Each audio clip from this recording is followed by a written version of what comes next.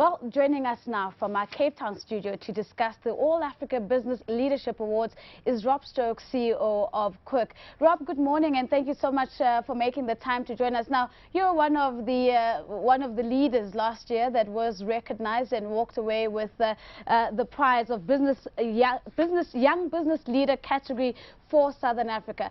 Let's go back since the reception of that award. What's changed for you and the business?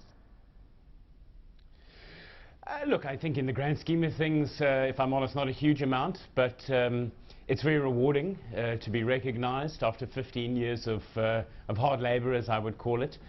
Even though I'm not really one for awards, you know, at times in your life it is good to get a pat on the back.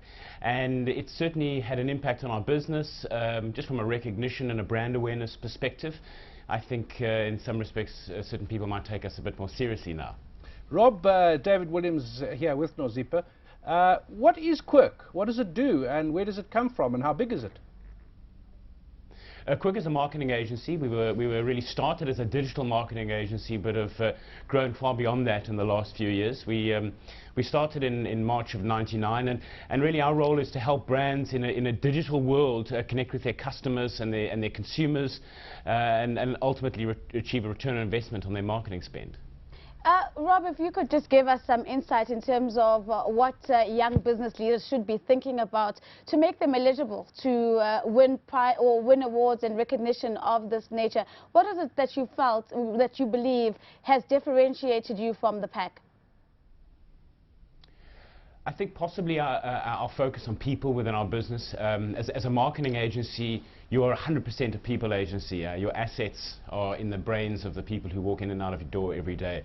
And we put a huge focus on that in our business, on our culture. My job is to make sure that our business, Quirk, can attract and retain the best talent in the market. And if we get that right, I think we'll be hyper-competitive.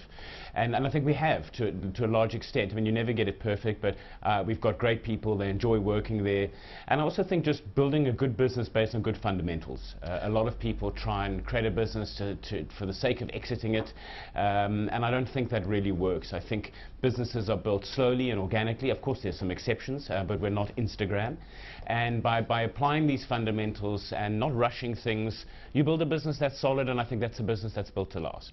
Rob, we've just had the cabinet announced by President Zuma, and in it is a newly created ministry for small business. There's a view that, and I share it, I must say, that we don't need a new ministry to run things. We need the other ministries to make life easier for small business.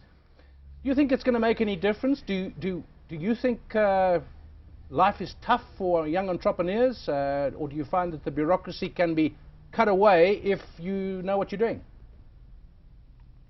Life is actually tough. To give you some perspective, to set up my business in South Africa took me 6 months. To set up my business in London took me 24 hours.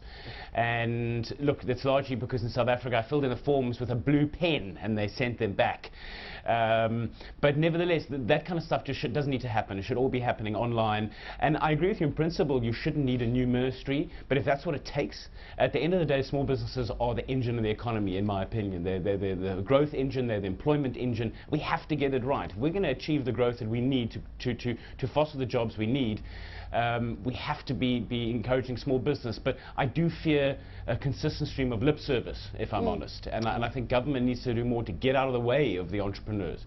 That said, a good entrepreneur will find a plan, and it's always difficult, but the trade-off in South Africa is there's so much opportunity, whereas, for example, in London, much easier to set up and start a business, much more competitive, a lot less opportunity. So you've got to accept the trade-offs.